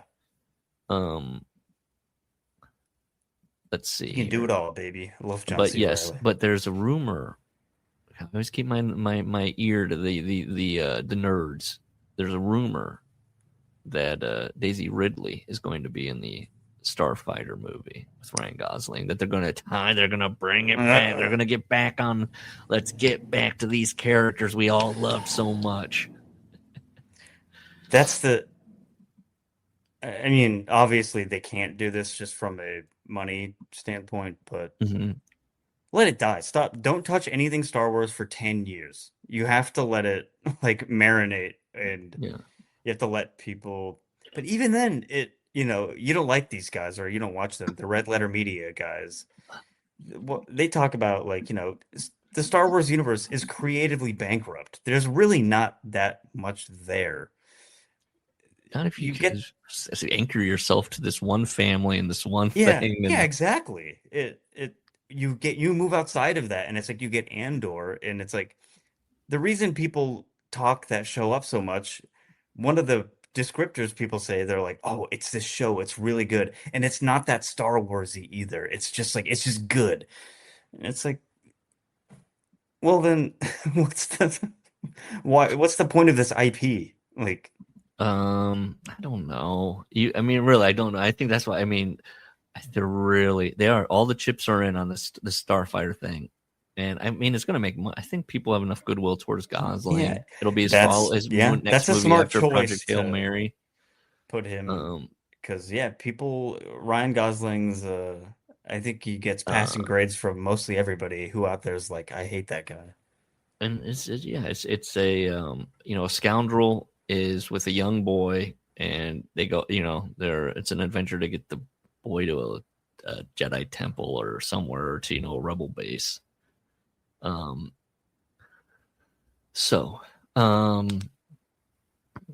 Mandalorian Grogu would have made more money if it was called The Mandalorian and Baby Yoda. Yeah.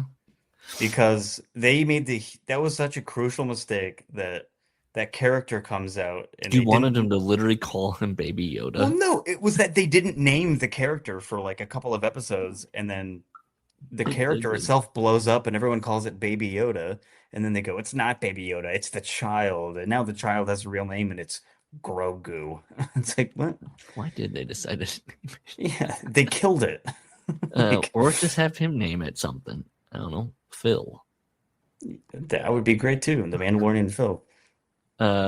Also, it's from this. We're gonna make a movie based off of this show that people stopped caring about after the first season, that came out pre-pandemic. Yeah, well, that whole.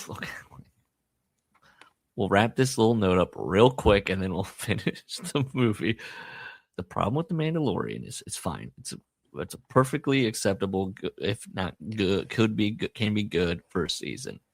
Then, am I getting this right? Technically, the second season starts during the Book of Boba Fett show.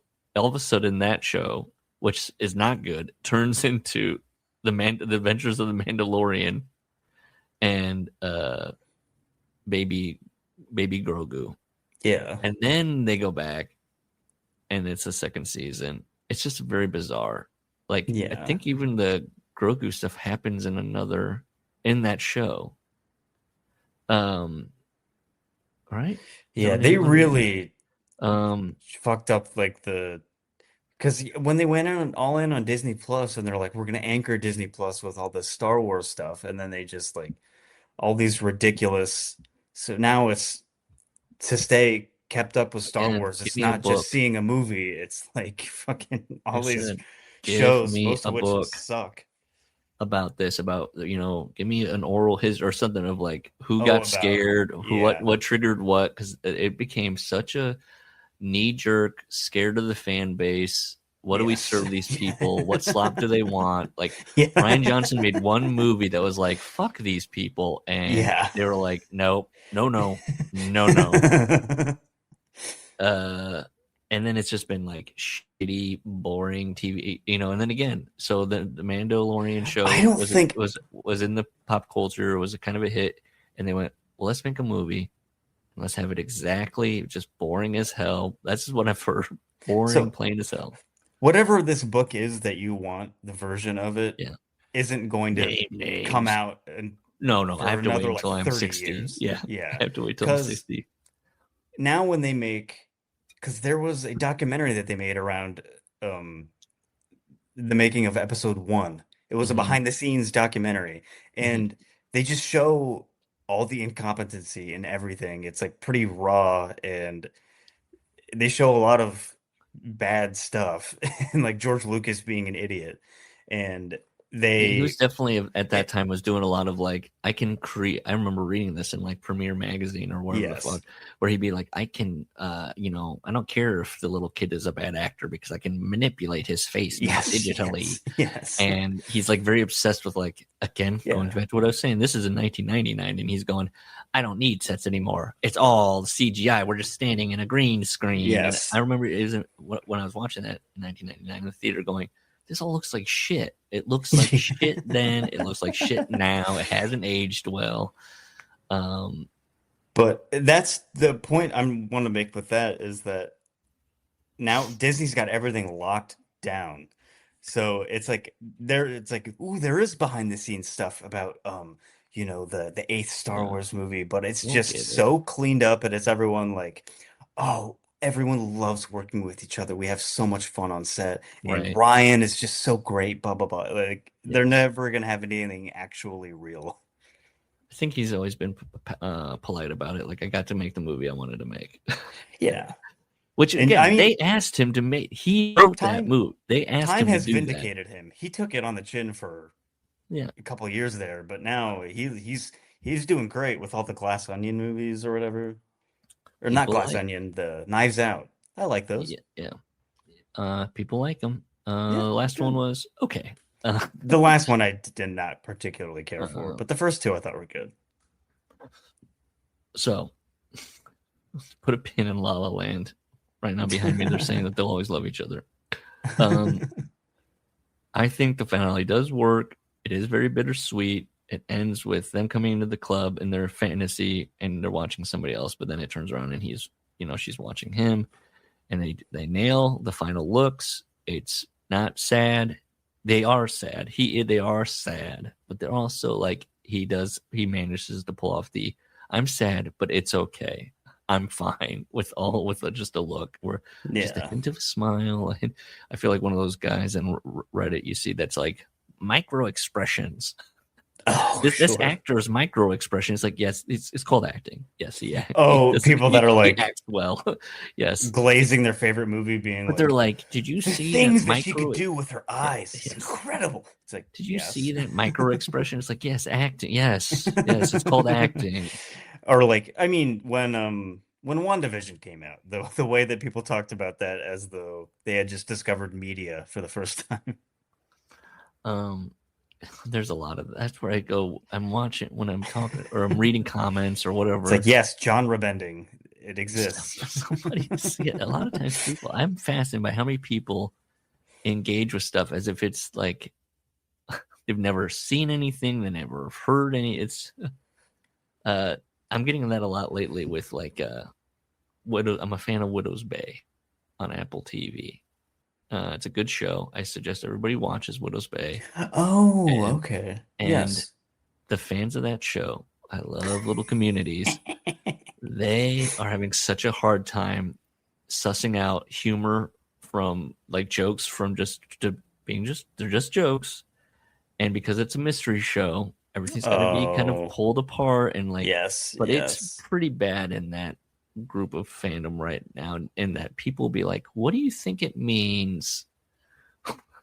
Like it's something it's just like when the light goes out in the room, what do you think that means? And it's like that's some of it's just like shorthand of like horror or whatever, it's like, oh, are we really doing 101 of like, how to make something scary or like how to elevate tension or decrease or take the air out of the tension a little bit. Like everything it's not like this is the first scary thing they've seen, or not even, I don't even call it scary. It's like atmospheric. It's the first thing that they've ever seen of that. It's the first comedy they've encountered. A lot of the comedy is very dry. Yeah. I told my brother once, I was like, it's like fans of The Office, or because this writer used to write on Parks and Rec, the guy that created it, Kate Dippold. It's like they've descended on this show, and they're like, it's not clear enough for me. They've never seen Twin Peaks. They've never seen like what was it, The Saint Elsewhere, wherever it was, the Denzel Washington. But like they've never seen Lost. They've never seen. And they're just approaching the show and being like, it's baffling them. They can't write. They're like, it is the person you talk to in an office. They're like, isn't this show crazy? Isn't this guy weird? Not really. I've seen a million things like this. I mean, we did it. We talked about La La Land. We got to figure out what next movie we want to do. I liked it. I went back and I rewatched it 4 stars. You want to do Nice Guys? I like that movie. I've never seen Nice Guys. Have you ever seen Kiss Kiss Bang Bang? I have not. I say, let's do this. Is Kiss Kiss Bang Bang that British guy that does all those kinds of movies? No. It's not the Lock, Stock, and Two Smoking Barrels guy? Do you know who Shane Black is? No, that's Guy Ritchie. Guy Ritchie, yes. I will not watch a Guy Ritchie movie. No. Snatch is good. But have you ever seen... Do you know who Shane Black is? I don't believe I do. Okay. Before I get into this, I'll tell you. Okay. So Shane Black was this guy who was a writer in Hollywood, and he was like the young. He's like the guy in the movie. He has a lot of heat, right? I think he's punching up stuff, but he's like one of these young guys that I don't know where they give him a ton of money and they're like, here, all right, for writing the Lethal Weapon movie. He writes Lethal Weapon, right? Big huge hit, right? And he does Lethal Weapon 2, And let me just look up his directing, because then he starts directing. When does he start directing? Is Kiss Kiss Bang Bang his first director? Is it really? I don't know. Wow, yeah, it looks like okay. I thought for some reason he directed. No, I thought maybe he directed Last Boy Scout, but he didn't. He writes Last Action Hero. That's a bomb. He's also writing Lethal Weapon movies all this time. Anyways, he's gone. He literally is Lethal Weapon 4. Oh, he's just credited character. What is that? He doesn't even write 3. He doesn't write 3. He does the story for 2. He's just, they go, oh, it's the character. Anyways, his bread and butter is the, 2 guys, an action movie, and what do you call it? Like a kind of a dark buddy action comedy. He's very, he's the master at it. He's riffing on like Rush Hour type stuff. He invented. If you don't want to say he invented it, like Lethal Weapon with the Murtaugh race. Have you ever seen Lethal Weapon and like their banter? I've never seen Lethal Weapon. I know it's the like he's a white guy and he's a black guy. It's not like that. Although is it? Oh, it doesn't come into play too much. Comes a lot into play in 4, where race seems to be a big thing in 4. Mel Gibson gets to be quite racist to Asians in 4. That must have hurt him to have to act that. I know he was going to the director going, I don't know if I can do this. Can we just quickly maybe watch that and get your reaction to, like, I'll just type in Lethal Weapon 4 and see if I can have Lethal Weapon 4. Jet Li's in that. I forgot about that. Big part of Lethal Weapon is just Mel Gibson. You'll never believe this, but getting the shit kicked out of him. Oh yeah, being in pain. I haven't seen much Mel Gibson movies, but I'm aware of that trope of him wanting to be tortured like Jesus Christ in like every movie that he's in. God, I remember this. My brother and I loved the Lethal Weapon movies growing up. The soundtrack. I've never seen one. So I would like Shane to. Black. He was this writer. A lot of heat, a lot of buzz. Did he write Predator too? Oh no, he did the new one. That's right. He did the one that came out in 2018. So Kiss Kiss Bang Bang is basically, he'd not been doing a whole lot, at least credited. And he comes back, and this is Robert Downey Jr. is where is this in his? Has he Iron Man come out? I feel like Iron Man's come out, and he's Let's see. Where's the timeline on this? Had Iron Man come out? Yeah. No, that's right. Iron Man is 2008. Downey Jr., that's why I remember. Okay, so that's why I remember being kind of excited about Iron Man, because he'd been doing these little things here, like in Kiss Kiss Bang Bang and Zodiac, which had come out in 2007. And I was like, ooh, Robert Downey Jr. is like making a comeback. Wait, no, Iron Man's, that's 2008. Okay. Yeah. So Shane Black, my brother and I being huge Lethal Weapon guys, and we liked some of his other stuff, like to varying degrees. But Kiss Kiss Bang Bang, again, two guys, a mismatched pair. Val Kilmer and Robert Downey Jr. And it is also, though, so Shane Black is also directing it, but it's also him like deconstructing the genre that he was absolutely the best at for a while. And he's also just deconstructing these types of, it's like a murder mystery. And so I would posit that we watch Kiss Kiss Bang Bang, and then the next week we watch Nice Guys, which is Russell Crowe and double feature, basically doing, or should we do one episode with there's two been movies? Shane Black tropes, like he loves setting the movies that he writes during Christmas. Okay. I can't think of that's the one that stands out right now.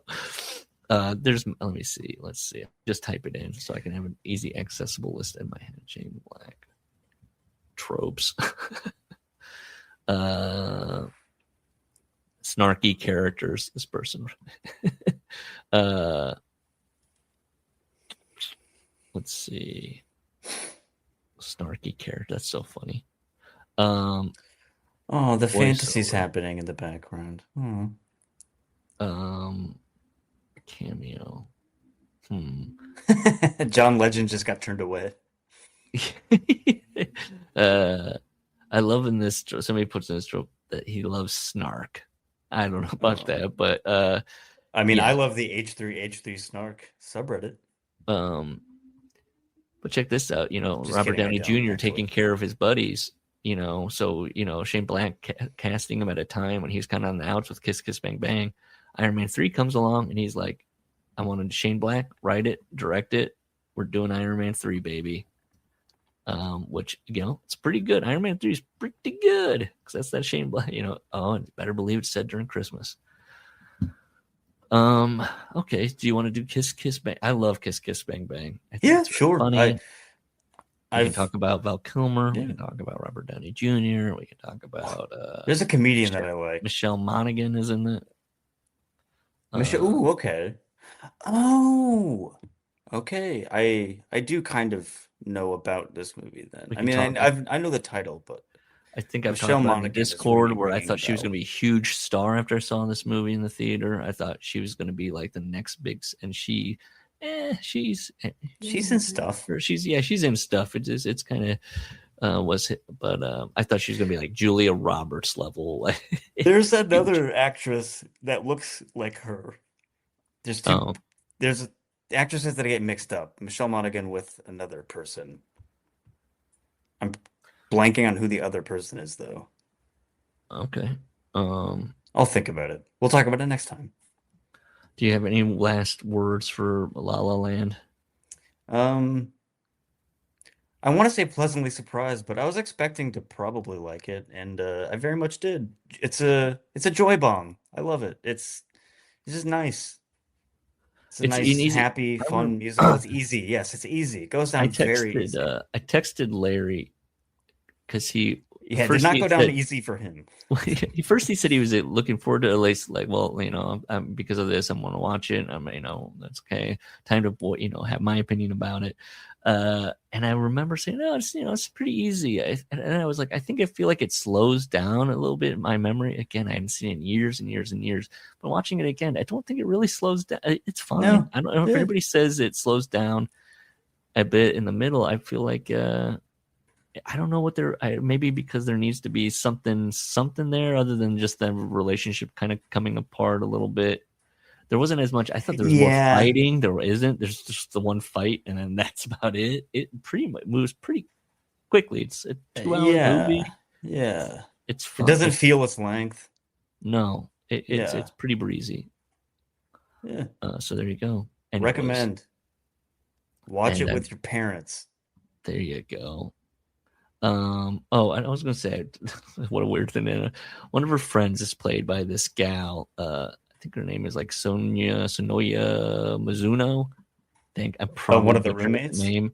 She's the one wearing the yellow dress, and she has gone on. She's like in House of Dragon now. She was in Ex Machina. If you ever seen that with Gleason. Love that. Okay, movie. she is she's the android that's already there. That's like his assistant. Oh, the dancing one? Yes, that's her. She's in this. I'm about to fucking rip it up on the dance floor. And then I love that movie, and I love that gal. And she's in a lot of stuff. And I was like, oh, when I was watching it, I was like, oh, she went on to do a bunch of shit. It's the robot chick.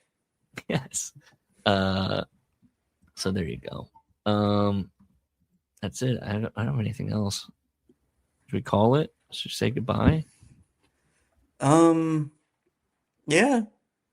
David Lynch, I challenge you to make this movie. Rest in peace, David Lynch. But okay, yeah. Next week, Kiss Kiss Bang Bang, Shane Black. And I talked to Mitch McConnell for 20 minutes earlier, and he said he loves this movie. He said this movie is not pee pee caca. It's not. Is that Ryan Gosling in this movie keeps doing like pissy caca, pissy caca, pissy caca, pissy caca. Yeah. What is that? Is that a cultural appropriation there? You know, is that Yiddish? What is that? Yiddish? I don't know. His name is Sebastian. Do they give him a last name? I don't know. Telfair. Anywho, okay. So there it is. As always, the Workers Club thing kind of devolves into just sign of like lingering, trailing off. Yeah. It's okay though. Next week, Kiss Kiss Bang Bang. One of my favorites. All right, I'm excited.